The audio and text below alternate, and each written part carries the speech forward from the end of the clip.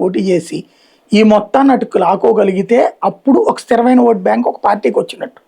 ఇప్పటిదాకా అయితే కాపులు ఒకసారి తెలుగుదేశానికి ఇచ్చారు, ఒకసారి వైసీపీకి ఇచ్చారు, మళ్ళీ తెలుగుదేశానికి ఇచ్చారు. అంతకుముందు కూడా ఒకసారి కాంగ్రెస్కి ఇచ్చేవాళ్ళు, ఓసారి తెలుగుదేశానికి ఇచ్చేవాళ్ళు. కాపు టర్న్ అయితే అటు అధికారం వస్తున్నమాట వాస్తవం.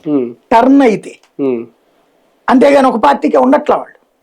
కాబట్టి ఇప్పుడు మీరు గనక మన ముద్రగడ్డను అవమానించారు, ఇప్పుడు నన్ను గనక పట్టించుకోకపోతే రేపు మన పార్టీ జాగ్రత్త అని భయపెడుతున్నాడు. ఒక వార్నింగ్ బెల్ల. సార్ ఒకటి ఇదంతా ఒక ఎత్తు అయితే దీని మీద అంటే ఇది క్రమశిక్షణ దాంట్లోకి ఏమన్నా వస్తుందా? అంటే వివరణ అడిగారు, ఈయన వివరణ కూడా ఇస్తానని అంటున్నారు.